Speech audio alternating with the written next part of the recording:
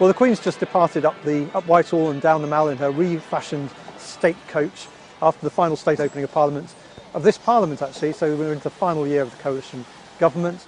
It's a big moment, I think, for the coalition. It's a chance for them to prove they've still got some gas in the tank, some ideas to deliver.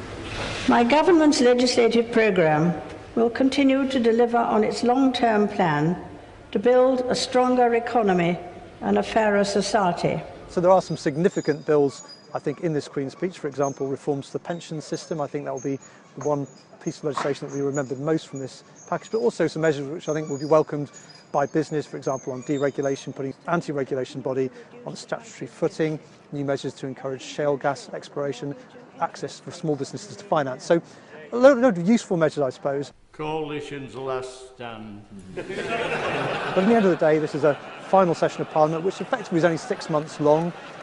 We've got a Scottish referendum coming up in the autumn, and the amount of time for actual parliamentary business is entirely limited. So we're into the final stretch of this Parliament.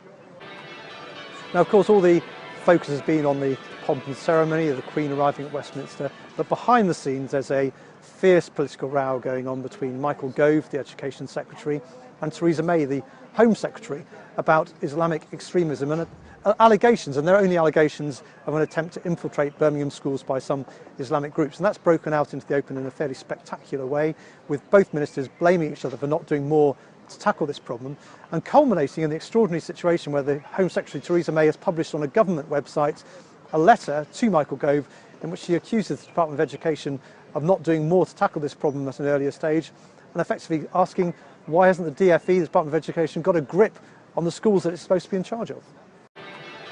This debate, in some respects, reflects the sulphurous relationship between Mr Gove and Miss May, but it also tells us a great deal, I think, about the way that the British government tackles Islamic extremism.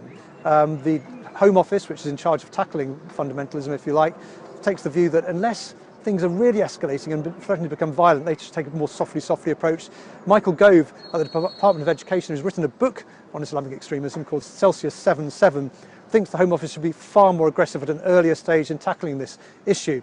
And that argument, if you like, has been taken all the way up to David Cameron. David Cameron came down on the side of Theresa May, and that's why now we've seen this argument breaking out into the open with both ministers blaming each other.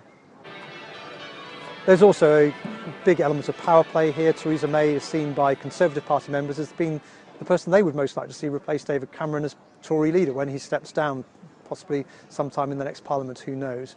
Michael Gove, on the other hand, may or may not have his own leadership ambitions. It's hard to divine, but we certainly know that Michael Gove, publicly at least, favours George Osborne, the Chancellor, as a successor to David Cameron. So there is an element of power play going on here between some of the biggest beasts in David Cameron's Conservative Party. This is George Parker for the Financial Times at Westminster.